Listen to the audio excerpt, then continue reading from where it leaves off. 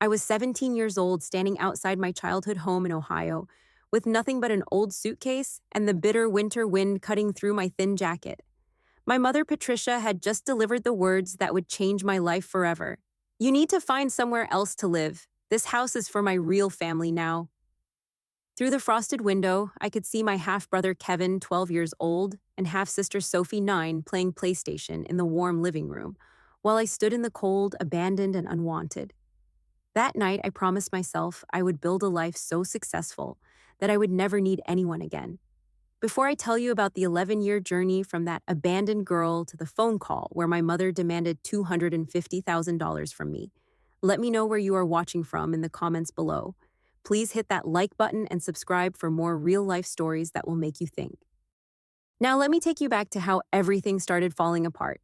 Looking back, the cracks in our family started showing when I was 14, and my mother married Greg Thompson, a sales manager at the local Ford dealership.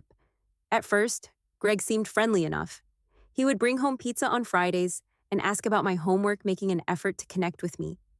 My mother, Patricia, appeared happier than she had been since my father died, when I was 10, and I wanted so desperately for this new family arrangement to work. But everything began to shift when Kevin was born when I was 15, followed by Sophie 2 years later. Patricia transformed from a mother who used to help me with school projects and take me shopping for clothes into someone completely consumed by her new babies. I understood that newborns required attention, but what I did not expect was to become invisible in my own home. While Patricia drove her brand new minivan to take Kevin to soccer practice and Sophie to dance classes, I rode the old school bus that broke down twice a week. I learned to cook my own meals because dinner was now scheduled around the little one's bedtime, and I was expected to fend for myself. My laundry piled up because the washing machine was constantly running baby clothes, and when I asked for help, Patricia would sigh and tell me I was old enough to handle my own responsibilities. The house itself began to reflect this new hierarchy. Kevin and Sophie had the bright, colorful bedrooms upstairs with new furniture and toys scattered everywhere. Meanwhile, my room gradually filled with baby supplies that needed storage space. Greg started making comments about the electricity bill whenever I used my laptop for homework, and Patricia would nod in agreement, saying I needed to be more considerate of the family budget. The breaking point came during my 16th birthday. While Kevin, barely 2 years old, had received a massive birthday party with a bounce house and catered food, my birthday consisted of a grocery store cake shared during a hurried dinner between Kevin's bath time and Sophie's feeding schedule. Greg complained that my friends were too loud when they came over, so I stopped inviting them. I felt like a burden in what used to be my own home. That summer, I started working part-time at the local Dairy Queen to earn my own spending money. Patricia seemed relieved that I would be out of the house and contributing financially. But instead of praising my initiative, Greg made snide remarks about how I finally understood the value of hard work. The money I earned went towards school supplies, clothes, and anything else I needed, because asking my parents for money always resulted in lectures about family sacrifices and budget constraints. The final insult came when Patricia announced that Kevin needed his own room for his growing collection of toys and sports equipment. My bedroom, which had been mine for 6 years, was being converted into a playroom. I was moved to the basement, which was damp, poorly insulated, and had no proper heating system. Patricia called it my teen suite and acted like she was doing me a favor by giving me more privacy and space. That basement became both my refuge and my prison. I spent long winter nights wrapped in blankets doing homework by the light of a single desk lamp, listening to the family upstairs enjoying their warm, comfortable life. During Christmas that year, Kevin and Sophie woke up to piles of presents under the tree while I received a single sweater that Patricia had clearly picked up from Goodwill the day before. The night everything exploded. I was 17 and preparing for my senior year of high school. I had been working extra shifts at Dairy Queen to save money for college applications, and I was exhausted from balancing work school and the emotional strain of feeling unwanted in my own home. The argument started over something as trivial as leftover turkey from dinner. Sophie had not finished her plate, and I ate the remaining pieces because I was hungry, and there was nothing else readily available. Greg discovered the empty plate and immediately accused me of being selfish and inconsiderate toward his daughter. When I tried to explain that Sophie had not wanted it, Greg exploded, saying I was always making excuses and taking things that did not belong to me. Patricia, instead of defending me or mediating the situation, sided completely with Greg. "I am tired of walking on eggshells around you," she said, her voice cold and distant. "Everything is always a problem when it comes to you." Greg works hard to provide for this family, and all you do is complain and cause drama. Arish. Greg, emboldened by Patricia's support, crossed the line that would end my childhood forever. She is 18 soon anyway, he said with a dismissive wave. It is time she learned some independence and stopped depending on us for everything. Patricia nodded in agreement and then delivered the words that shattered my world. Pack your things. You have until tomorrow morning to find somewhere else to live. This house is for my real family now. I stood there in shock, unable to process that my own mother was actually throwing me out. I had expected her to realize how cruel Greg was being and defend her daughter. Instead, she was choosing her new husband and their children over me. I had become nothing more than an unwanted reminder of her previous life. That night, I packed my belongings into the same old suitcase I had used for school trips, taking only my clothes and a few photographs of my father that I kept hidden in my dresser. Everything else, all the memories and possessions from my childhood, I left behind in that cold basement room. My best friend Ashley's parents allowed me to stay on their couch for one night, but I could see the discomfort in their eyes. They had their own family to worry about, and taking in a teenage girl indefinitely was not something they had signed up for. I spent that night staring at the ceiling, wondering how my life had gone so wrong and how I was going to survive on my own. The next morning, I called in sick to school and went directly to Dairy Queen to ask my supervisor, Mrs. Rodriguez, if I could work full-time instead of part-time. She looked at my swollen eyes and disheveled appearance and immediately knew something serious had happened. When I explained my situation, she not only gave me full-time hours, but also helped me find a tiny studio apartment in a rough neighborhood downtown that I could afford on my minimum wage salary. That studio apartment was barely larger than a closet with a bed that folded down from the wall, a hot plate for cooking, and a bathroom so small I could touch both walls while sitting on the toilet. The neighborhood was known for drug activity and break-ins, but it was all I could afford on $8 per hour. My daily meals consisted of ramen noodles, peanut butter sandwiches, and whatever mistakes or leftover food I could take home from Dairy Queen. The loneliness was the hardest part. I had gone from being ignored in a house full of people to being completely alone in a world that seemed determined to crush me. Some nights I would lie on that uncomfortable fold-out bed and cry until I had no tears left, wondering if my mother ever thought about me or if she was relieved to have me gone. I was tempted so many times to call her and beg to come home, but my pride and the memory of her calling her other children her real family kept me from picking up the phone. Mrs. Rodriguez became my unlikely guardian angel during those dark months. She was a woman in her 50s who had immigrated from Mexico with her husband and built a successful life through hard work and determination. She recognized something in me that reminded her of her own struggles, and she took it upon herself to teach me life skills that my parents should have provided. She showed me how to create a budget and stick to it, how to shop for groceries efficiently, and how to cook nutritious meals on a tight budget. More importantly, she encouraged me to continue my education instead of giving up on my dreams. When I mentioned that I had planned to attend college but could no longer afford it, she introduced me to the concept of a GED and community college as an alternative path.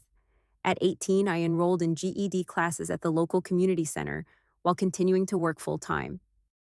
The classes were held in the evenings, which meant I was getting up at 5 in the morning, working at Dairy Queen from 8 to 6, attending classes from 7 to 10, and then going home to study until midnight. I was exhausted constantly, but I was also determined to prove that I could succeed despite the circumstances.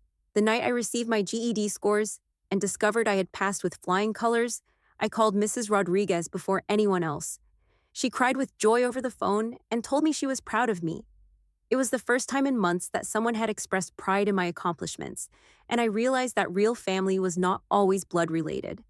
Armed with my GED and excellent test scores, I applied to Columbus Community College for their business administration program. The financial aid office worked with me to secure grants and loans that would cover most of my tuition, and I was accepted for the fall semester.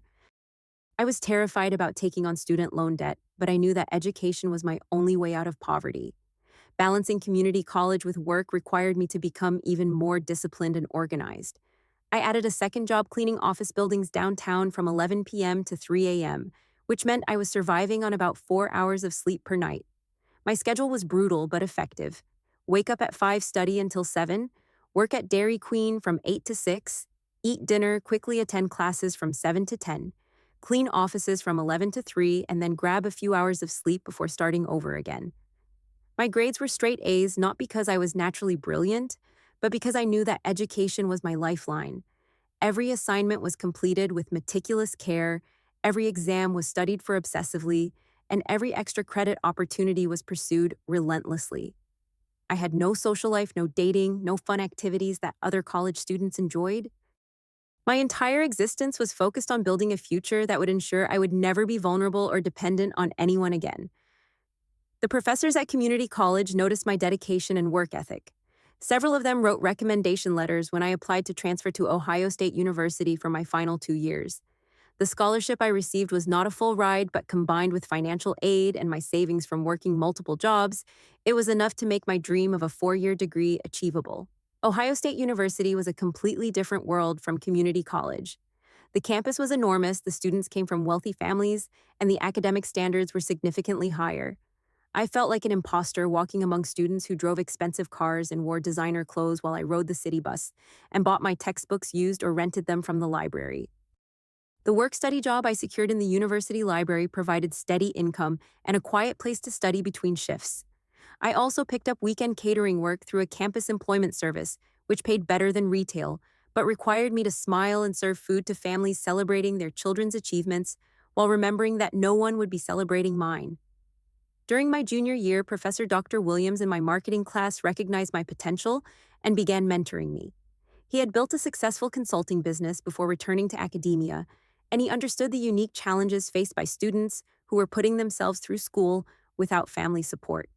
He recommended me for a competitive internship at a startup marketing agency in downtown Columbus. The internship was unpaid initially, but it provided invaluable experience in digital marketing, social media strategy, and client relationship management. The agency specialized in helping small businesses grow their online presence, which resonated with me because I understood the struggle of starting from nothing. My supervisor was impressed with my creativity and work ethic, and halfway through the internship, they offered me a paid position working 20 hours per week.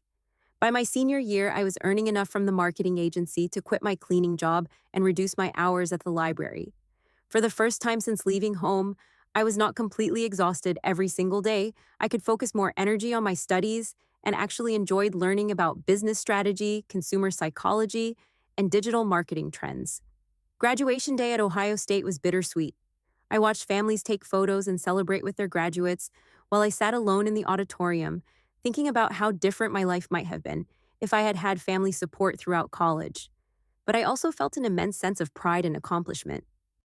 I had earned my bachelor degree in marketing with a 3.9 GPA while supporting myself completely, and I had a job offer waiting for me after graduation. The marketing agency offered me a full-time position as a marketing specialist with a starting salary of $45,000 per year. It was more money than I had ever imagined earning, and it represented the beginning of the financial security I had been working toward for 6 years. Starting my career at 22 felt like stepping into an entirely different life. For the first time since leaving home, I could afford to rent a decent apartment in a safe neighborhood, buy new clothes for work, and eat meals that did not come from a drive-thru or require boiling water. The agency that had hired me specialized in digital marketing for small and medium-sized businesses, and I discovered that I had a natural talent for understanding what made companies successful online. My background of struggle and self-reliance actually became an asset in my work.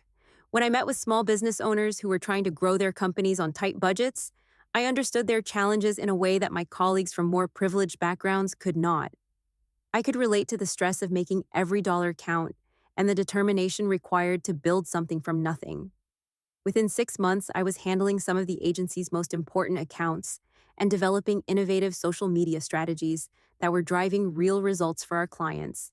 My supervisor began including me in new business pitches, and clients specifically requested to work with me because of my ability to understand their needs and deliver measurable outcomes. The promotion to senior marketing specialist came with a significant salary increase and the opportunity to lead my own team of junior marketers. At 24, I was earning $68,000 per year and had my own office with a view of downtown Columbus. I was also contributing to my company's retirement plan and had built up an emergency fund for the first time in my adult life.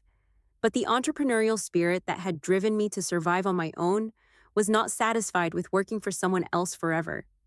I began developing ideas for my own digital marketing consultancy, focusing specifically on helping small businesses and startups that reminded me of my own journey from nothing to something significant. At 25, I made the leap and founded my own company, Melissa Marketing Solutions. I used my savings to rent a small office space and invested in professional website design and business licenses.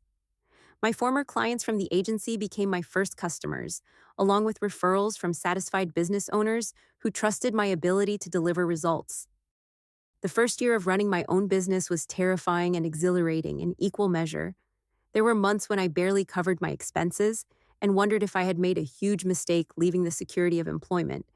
But there were also months when I landed major contracts that exceeded my wildest expectations and proved that my bet on myself had been the right choice. By age 26, my consultancy was generating over $800,000 in annual revenue. I had hired a team of 5 employees who shared my passion for helping businesses grow, and we had moved into a larger office space in the trendy Short North District of Columbus. The local business community began to take notice, and I was featured in Columbus Business First magazine as one of their 40 under 40 rising stars. The financial security I had dreamed about during those nights in the basement was finally becoming reality. I purchased a beautiful condominium downtown with floor-to-ceiling windows, and modern appliances traded my old used car for a reliable new vehicle and even started taking vacations without worrying about the cost. More importantly, I had built a life surrounded by people who valued and respected me. My employees became like family. My clients trusted my expertise, and I had developed genuine friendships with other entrepreneurs who understood the journey of building something meaningful from scratch. At 27, I met David through a networking event for young professionals. He was an architect working for a prestigious firm downtown, and we bonded over our shared experience of working long hours to build careers we were passionate about. Unlike the college relationships I had avoided because of time and money constraints, this relationship developed naturally and added joy to my life instead of stress. David came from a supportive family background, but instead of making me feel inadequate about my past, he admired my resilience and independence. His parents welcomed me warmly when we started dating seriously, and for the first time, I experienced what it felt like to be part of a family that actually functioned with love and mutual respect. By age 28, my business was thriving beyond my original projections. Annual revenue had reached $1.2 million, and we had expanded our client base to include companies across the Midwest. I was featured on the cover of Columbus CEO magazine with a story about my journey from teenage poverty to entrepreneurial success. The personal side of my life was equally fulfilling. David and I had gotten engaged, and we were planning a wedding surrounded by the chosen family I had built over the years: Mrs. Rodriguez, Professor Dr. Williams, my employees who had become close friends, and David's parents who treated me like their own daughter.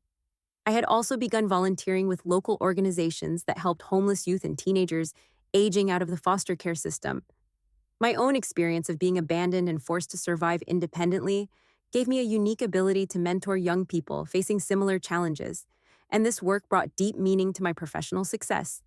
For the first time in my adult life, I felt truly settled and content. The pain of my childhood abandonment was still there, but it had transformed into fuel for helping others rather than a source of ongoing suffering. I rarely thought about my mother, Patricia, or my half-siblings, and when I did, it was with a sense of indifference rather than anger. That peaceful state of mind made what happened next even more shocking. It was a normal Tuesday morning in late spring. I was reviewing marketing proposals in my office when my assistant knocked on my door to let me know I had a personal phone call from an unknown Ohio number. I almost asked her to take a message, but something made me decide to take the call. The voice on the other end was one I had not heard in 9 years, but I recognized it immediately. Melissa, this is your mother, Patricia. I saw your picture in the Columbus Business Journal last week. My hands started shaking and I had to sit down. After 9 years of complete silence, my mother was calling me because she had seen evidence of my financial success in a magazine. I always knew you would do well for yourself. She continued, her tone trying to sound warm and maternal. You were always so smart and determined. Your father would be so proud. The mention of my father made my stomach turn. She had no right to speak about him or claim that my success was something she had predicted when she had thrown me out for being a burden. Patricia continued talking, filling the silence with updates about Kevin and Sophie that I had not requested. Kevin was now 21 and had been accepted to an expensive private college where he wanted to study business. Sophie was 18 and had been accepted to an art school in California with a tuition that was astronomical. The thing is, Patricia said, and I could hear the real reason for her call approaching, Greg lost his job at Ford last year when they downsized the dealership. We have been struggling financially, and we cannot afford to send both kids to the colleges they want to attend. She paused and I said nothing, waiting for her to reveal what I already suspected was coming. Since you are doing so well now and family should help family, I was hoping you might be able to contribute toward their education costs.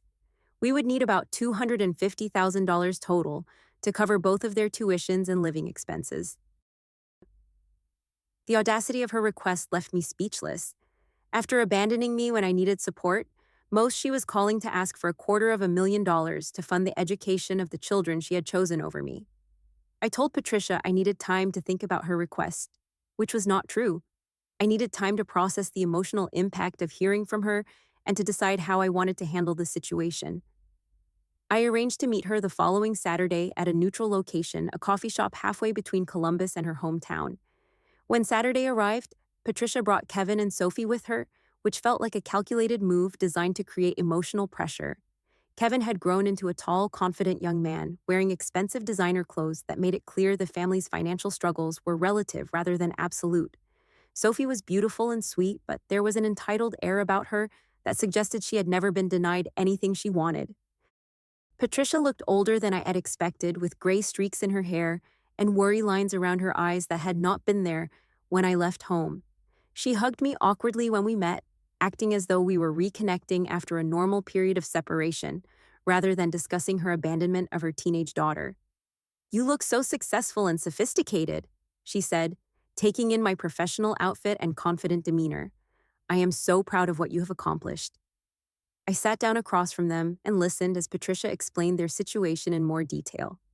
Greg's unemployment had lasted 8 months, and although he had found new work, it paid significantly less than his previous position. They had used their savings to maintain their lifestyle and were now facing the reality that they could not afford both children's college educations without help. We looked into financial aid. Patricia explained, but we make just enough money that they do not qualify for significant assistance. Kevin's college costs about $60,000 per year, and Sophie's art school is even more expensive. Kevin spoke up for the first time, his voice carrying the same sense of entitlement that had characterized his childhood. "I know we have not been in touch, but you are family. Family is supposed to help each other succeed." The irony of his statement was lost on him, but it was not lost on me. This was the same family that had decided I was not worth supporting when I needed help the most. Sophie was quieter, but added her own plea. "I have wanted to be an artist since I was little, and this school has the best program in the country. I promise I would work hard and make everyone proud." Patricia then made her formal request. "We would need about $250,000 total. I know it sounds like a lot, but you are clearly very successful now, and this would change their lives forever. You know what it is like to struggle for education, and you could prevent them from going through that." I looked at each of them carefully before responding. Kevin was scrolling through his expensive smartphone, clearly confident that I would agree to their request. Sophie was fidgeting with her designer handbag, seeming nervous but hopeful.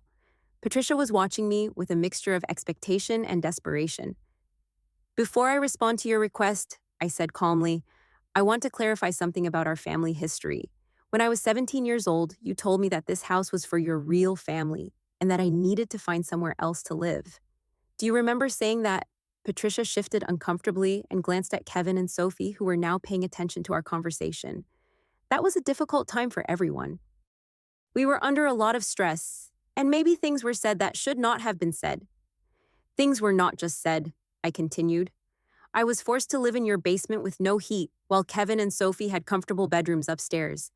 I worked part-time to buy my own food and clothes while they had everything provided for them.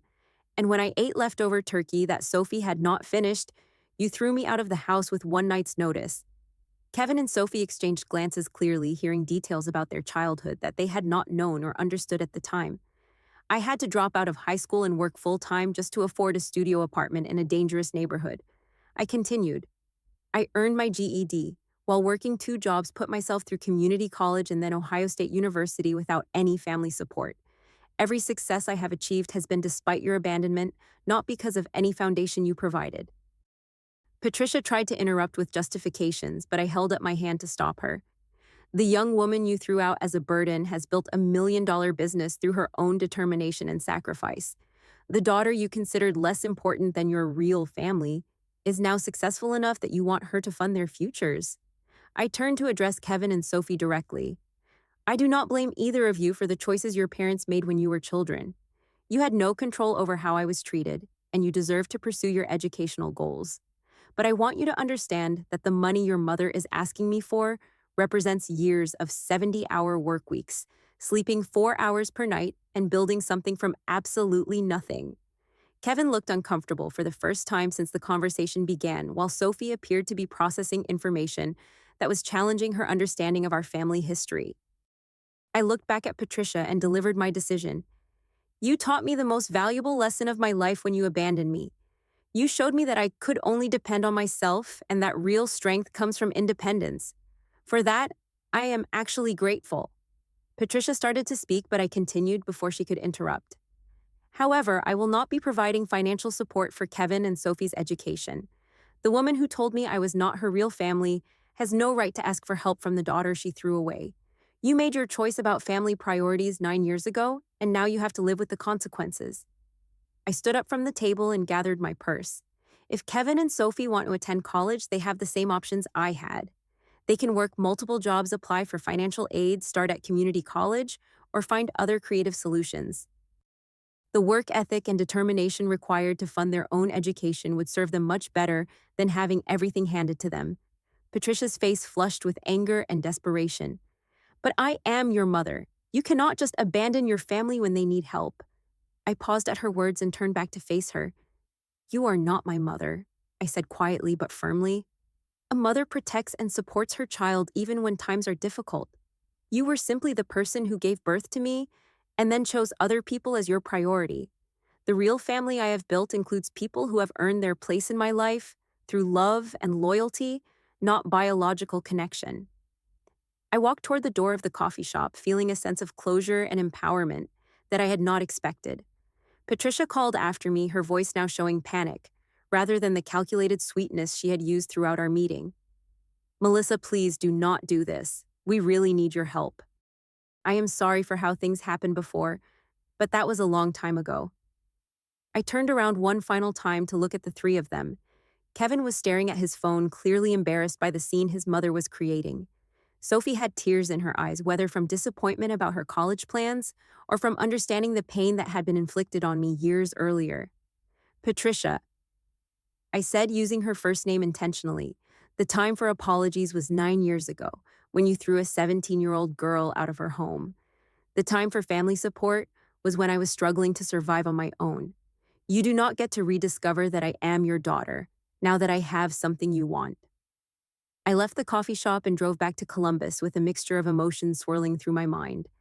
There was satisfaction in having been able to confront Patricia with the reality of her choices and their consequences. There was relief that I had maintained my boundaries and not allowed guilt or manipulation to influence my decision. But there was also sadness for the family relationships that might have been possible under different circumstances. That evening, I called David to tell him about the meeting. His response was exactly what I needed to hear. I am proud of you for standing up for yourself, he said. What she did to you was unforgivable, and what she asked of you today was incredibly manipulative. You made the right choice. I also called Mrs. Rodriguez, who had become like a mother to me over the years. She listened to the whole story and then said something that brought tears to my eyes. You have grown into exactly the woman I knew you could become. Strong, successful, and wise enough to know your own worth. Your real family is proud of you. The next week, I received a text message from Patricia that said simply, I am sorry for how things happened when you were younger. I hope someday you can forgive me. I read the message several times before deciding how to respond. After much consideration, I wrote back, I forgive you for my own peace of mind, but forgiveness does not mean forgetting or resuming a relationship. I hope Kevin and Sophie find their own paths to success. That was the last communication I had with any of them. In the months that followed, I focused my energy on positive contributions, rather than dwelling on family drama. David and I moved forward with our wedding plans, surrounded by people who had chosen to love and support us.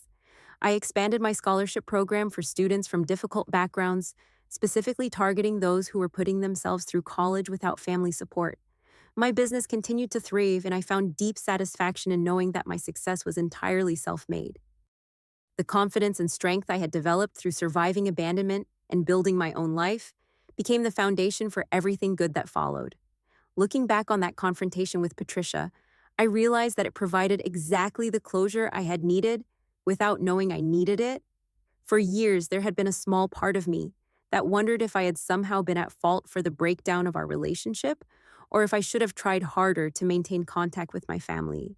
Meeting with Patricia and hearing her request for money while offering no genuine acknowledgement of the harm she had caused removed any remaining doubt about the choices I had made.